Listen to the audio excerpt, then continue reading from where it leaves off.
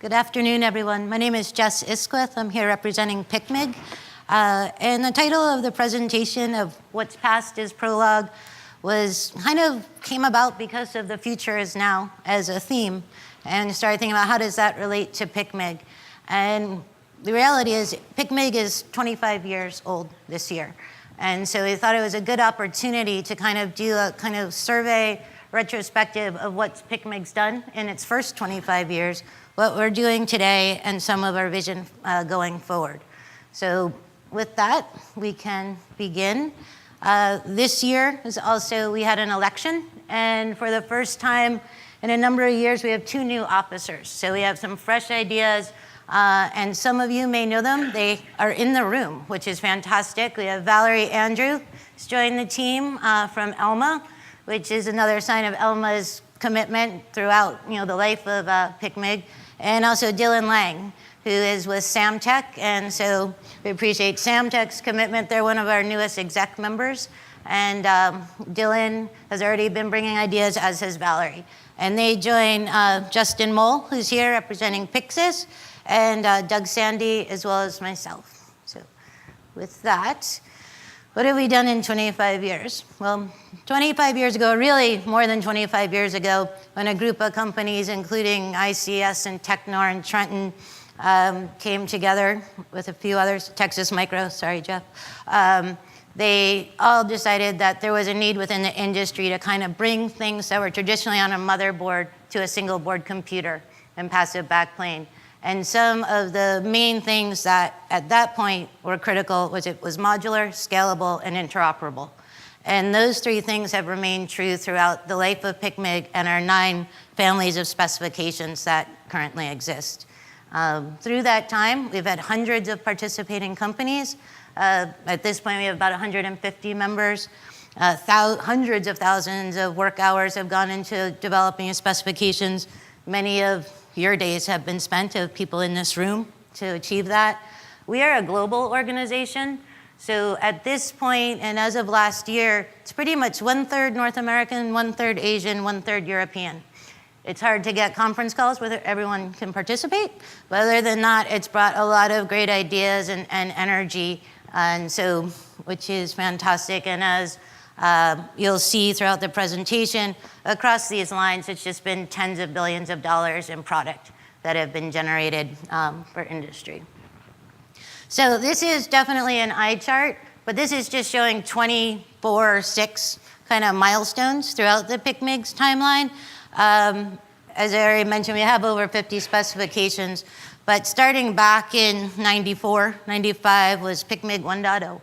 And the reality is that there's still products out there working that are to the PICMG 1.0 specification. 1.3 came around, and not, I always happy to see, but we get new product announcements for 1.3 on a semi-regular basis. And so it's solid because, again, there was good core engineering work and thoughtful needs of industry that went into that. That then moved into compact PCI. And in that, bringing the Euro card, most people here are quite familiar with that. And with that, Prologue kind of came into the PICMG fold and really led that effort, which I didn't realize when I named the presentation, what's past is Prologue. And then a couple of people who were familiar with that time were like, oh, that's clever. And I was like, oh, okay. But to this day, our current CTO, Doug Sandy, was at Prologue, and our previous president, Joe Pavlot, as well. So Prologue and PICMG, very important relationship, and compact PCI, still strong. In 2000 is when 216 came out, which kind of moved from the traditional serial backplanes to, from a parallel backplanes to bringing in point-to-point in the first switch fabric, into the 6U environment. And that really was the impetus for some of the work in engineering and specifications that went into advanced TCA, where then you needed kind of multiple fabrics. And advanced TCA, as the name says, telecommunications computing architecture at its peak had global adoption and very successful specification. the telecommunications industry has kind of gone in a different direction in terms of its current next generation. However, what's passed as Prologue, now it's seeing new spaces in the world, and the last presentation was a great example of the benefits of advanced TCA in a military and trusted environment. Micro TCA continues to do a lot of things, and we'll show some examples of that too, which its original vision wasn't realized, in industry, but because of its modularity, scalability, size, and whatnot, certain communities have fully adopted it. HPM, many people in this room are familiar with, who maybe weren't familiar with PICMG, because it is the basis of the platform management that's now in VPX. And that's also an example of kind of how the organizations can work well together, and also how something that was conceived and required for a NEBS environment in telecommunication is adding so much value to kind of military and defense and VPX. Compact PCI serial, that is gaining speed. It was pretty much led by a lot of our European members in terms of its development, and has had success in transportation. There are some also military applications, and that's continuing to grow. And even last year was when we first ratified, well, I guess it's 2019. In 2017, the Compact PCI serial space specification. Then ComExpress, one of the presentations earlier talked about, Mr. Littlefield talked about the elements of ComExpress and its value, and it is now borderline ubiquitous. And that also, I'll say when I start talking about some of the things that we are currently working on, we are starting a new COM family that will be a parallel effort to ComExpress. So with all those specs that still have solid products all around the world, they're in a lot of markets, which is one of the greatest values and challenges that PICMG faces. We are addressing problems in various spaces. Our membership, very few of our members are interested in all of those markets and all of those specifications. So we have different groups. But what's been exciting is they can feed off of each other, even though they have very different missions. All right, so advanced TCA and micro TCA, I mentioned how its initial success in telecommunications has waned, but military, and we saw previous presentation, there's some really good fit for that form factor.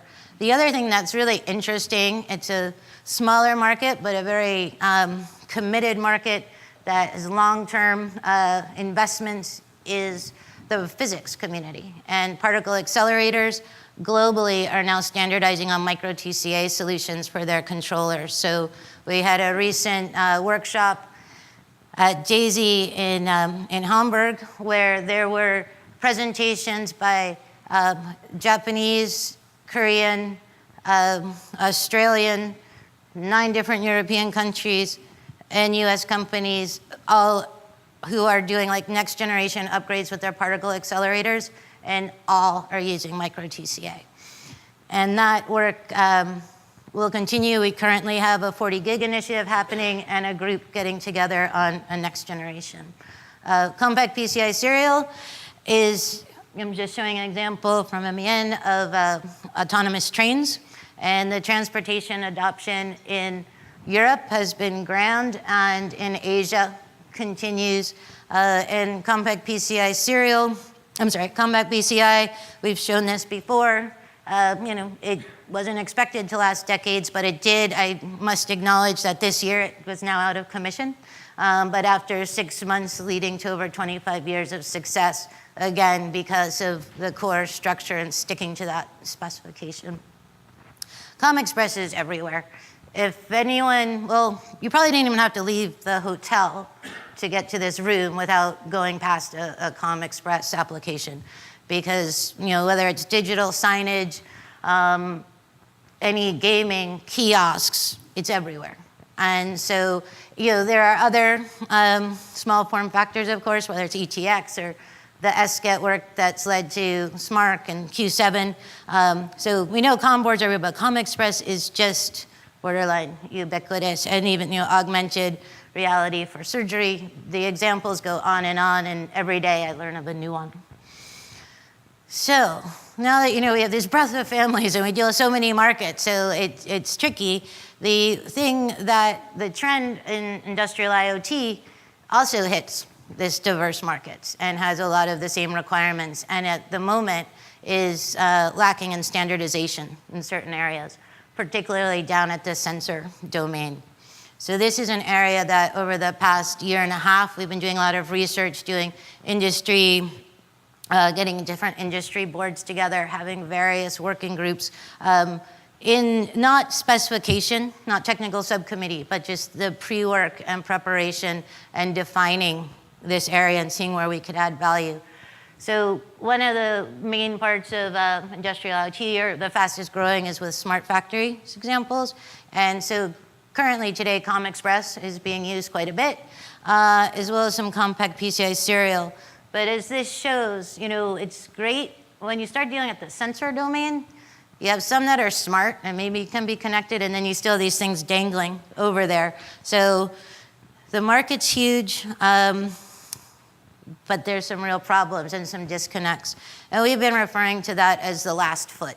So back in telecom, it was the last mile. Now in terms of industrial IoT, we view kind of down to the sensor domain the last foot. And we at PICMG are kind of committed to bringing interoperability to that part of the network with true plug-and-play interoperable solutions. Now, we have sort of 4 components of that strategy. The first is acknowledging that there are smart sensors or enabled sensors and non-enabled. So for non-smart sensors, so to speak, we probably need a physical way to bring them into the realm, and that would be done with what we referred to as sort of a postage stamp of a microcontroller agnostic small interconnect that could be used by sensor vendors to incorporate to quickly kind of move in one direction, and or by some controllers. So, okay, so we do that, but then you still have to have the sensor let itself be known to the network and whatnot. And so there's going to be a binary data model for those sensors. So that will help at the lower level. But then for industrial IoT and IoT in general, you want to be able to get to the cloud. You want to have centralized management, monitoring, all those things. So then we need to convert that into kind of a human readable sense. So in order to achieve that, we have taken the steps to form a partnership with another consortium, DMTF, that has Redfish, which is a RESTful API. And so to get to that final level and fully integrate, we will, our goal is to have a schema that is compliant with Redfish. And so, and then for all those things to work together, we really need a network architecture specification, which would communicate how all of those things work together, and also security as being key, certain recommendations, best practices within that spec. But really these 2 data models, postage stamp, and then the architecture documentation is where we are headed. So since we have 15 minutes and 25 years, additional kind of initiatives going on right now. Okay. ComHPC, I briefly mentioned that in a parallel effort to the ComExpress family of specifications, we have a technical subcommittee that's active working on the name is ComHPC for high performance computing. How that will be different than ComExpress. There'll be different high-speed connectors. They're looking at PCIe Gen 4 and Gen 5, as well as 100 gig. Dylan Lang, our new officer, is also on the leadership team of the ComHPC. So just a side note, and thank you. Rugged ComExpress. This is something that for the people in VITA, you've been hearing about for a while. Jerry and I this summer talked about it, and we've transitioned that work from VITA into PICMG, since it does require the PICMG specification as the base, and then it's the mechanical clamshell on top. So MEN, Elma, and a couple of others are working on that to complete that, hopefully this year. 40 gig micro TCA, which is led by Justin Moll, is close to completion. So those 3 we expect to have ratified in 2019. There's also rumblings in terms of a next generation or compact PCI serial and micro TCA. So those activities we expect to be realized this year. I have that member driven at the bottom because the way PICMG is organized at any time, and it often happens, a lot happens before I would hear about it or some of the other officers with pre-work. 3 executive members get together, they come up with a statement of work, they bring it forward, they follow the rules on that, it goes out for a call to participation. So this is what I have visibility to today. And the other thing that we're doing is in terms of university outreach. We're kind of now taking a proactive stand in terms of wanting to achieve a few things. One is make sure the next generation of engineers and those currently studying have visibility to open standards, see the value of it, have access to open specifications, and in some cases, help with the spec development or at least learn the way. So we want to get that started, and I'm happy to say a couple of weeks ago we got our first university to join as an exec member, and we expect from the conversations we're having to be able to announce quite a few more. So the future, past is Prologue and all of that. The value of open standards and specifications versus proprietary solutions hasn't changed in 25 years too much, and I don't see it changing too much in the future. The continued globalization requirements, as from PICMG, we're learning things at different points. The government of different countries bring in requirements. So also, the COTS initiative with Perry was in 1994, the same year PICMG started. The Telecommunications Deregulation Act really enabled advanced TCA and the adoption of that. Industry 4.0 initiative with German government and how that's impacting industrial IoT. So these things are global requirements that may start in one country, but as a global organization, we're then being ready to supply them worldwide. And we also see greater collaboration, both across consortium, industry, government, and academia. So we're reaching out to the universities, as I've mentioned. We're here, talked about transitioning HPM for work that could help VITA save time and meet certain requirements. Rugged Com Express coming this way, what we're doing with DMTF. Jerry mentioned in his presentation some collaboration. So consortia are working better together. Academic is key. Government requirements, what's happening with SOSA and VITA, it's all really coming together in a way that hadn't historically, but I see as we move into the future, it just getting closer and closer. So with that, I thank you. And